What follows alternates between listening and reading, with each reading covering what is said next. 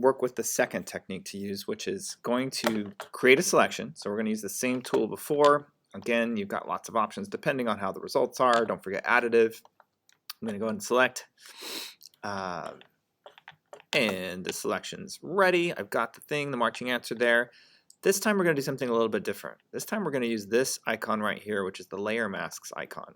And when you do that, it takes the selection and does basically the same thing, but instead of cutting away like a layer via copy, it's taking away by blocking out all the areas on the background layer. So that's what this black and white silhouette is representing. And it's also going to make it easier for us to do a couple of things, so I want to show that in a moment. So I'm going to go and take that whole layer and drag it over to the background, drop it on top, and then take a moment to switch to my move tool and reposition it so that we've got the alignment right. I need to unlock my background layer because I want to move it on top. And now what we want to do is we want to take this same layer mask and bring it up to the top. This one is where I think, okay, so add mask to selection, apply layer mask. Okay, I did that one wrong again. It is add mask to selection. So it's setting that up as where do you want to add it. And then when I click on the layer that I want to add it to, you hit that layer mask again. And so that mask is transported. So it looks a lot similar in that the same result is there. I could do my blending and change my opacity, find a blend mode that I like, and whatnot. But I want to show you one thing that is going to be a lot different. And so I'm going to bring this to about here. And here's the difference. Because you've got that mask, that can be applied to more than one layer without getting it too complicated.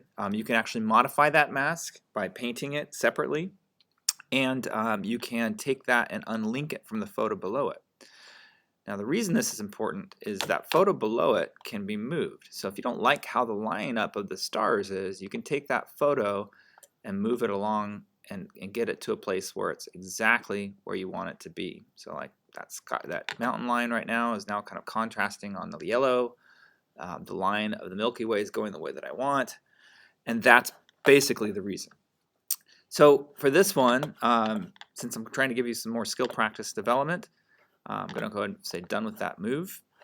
Instead of doing a solid color, you're going to take that tool down here that's create a new fill or adjustment layer, and then you're going to choose a gradient. And the gradient is just basically from color to transparent. You've got choices about the angle of the gradient, the style of gradient. There's that radial balance gradient, by the way. I'm going to play with that angle just a little bit more. And then when you click on, what is reversed? I like that one. Let's do that one instead. Reverse gradient. And then you've got options to change the color. And whenever you get that, you got a color wheel. So I'm going to go with something on a little bit more orangish scale. And then you've got ways to change how that gradient appears by moving these properties right here. And so that's basically it. So if I hit OK, I've got my gradient layer background, and all I need to do is just drag that to the bottom.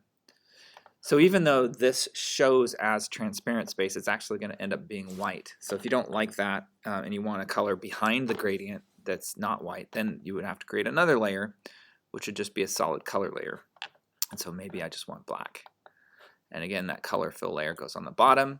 So you've got the gradient fading into a solid color. You've got the layer, mask layer working on both clips. You're able to unlink and rotate the photo, and then that's why this is a little bit more powerful as a creator than the tool before. Thank you.